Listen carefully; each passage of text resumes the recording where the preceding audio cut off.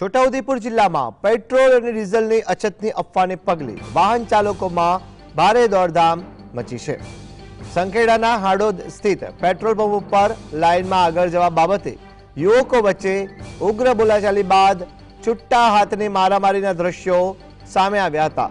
આ હોબાળાનો video social મીડિયામાં viral થયો છે।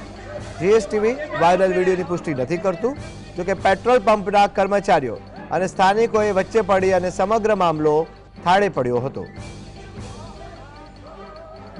સંખેડાના હાડોદ સ્થિત પેટ્રોલ પંપ ઉપર આ ઘટના બની, જેમાં લાઇનમાં આગળ જવા બાબતે યુવકો વચ્ચે ઉગ્ર બોલાચાલી થઈ અને ત્યારબાદ છુટ્ટા હાથની મારામારીના દ્રશ્યો સામે આવ્યા હતા। જીએસટીવીની સ્ક્રીન ઉપર જોઈ શકાય છે કે લોકોનો પિત્તો ત્યાં સુધી ગયો કે છુટ્ટા હાથની મારામારીમાં તેઓ જોડાયા। વધુ જાણકારી માટે ફોન લાઈન પર જોડાયા છે સંવાદદાતા રફીક। જી રફીક, જણાવશો, પેટ્રોલ પંપ પર લોકોની લાઈનો જોવા મળી, પેનિક જોવા મળી રહ્યું છે અને હવે તો લોકોનો પિત્તો ત્યાં સુધી ગયો કે છુટ્ટા હાથની મારામારીના દ્રશ્યો સામે આવ્યા। શું છે વધુ જાણકારી?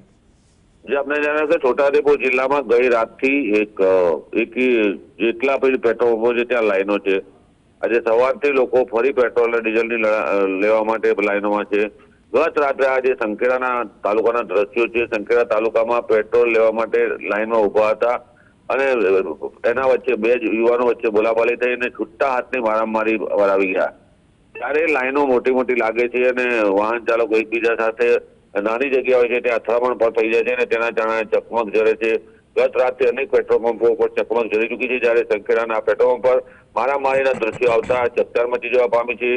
હવે લોકો લાઈનોમાં પેટ્રોલ, ડીઝલ, ગેસ અને તમામ જે પેટ્રોલ પંપો છે તેમાં મુશ્કેલી સર્જાય છે તેવી એક અફવા ચાલી રહી છે આદિવાસી વિસ્તારની અંદર, અને જેને લઈને લોકો ઉમટી પડ્યા છે। પરંતુ સરકાર, જિલ્લાનું તંત્ર કહી રહ્યું છે કે પેટ્રોલ ડીઝલનો પૂરતો જથ્થો છે, ત્યારે લોકોએ સાવચેત રહી અને કોઈ ઉતાવળ ના કરવી જોઈએ અને આવા ઝઘડા ના કરવા જોઈએ તેવી તંત્રએ પણ અપીલ કરી છે। જી રફીક, આપ જોડાયા, આપનો આભાર।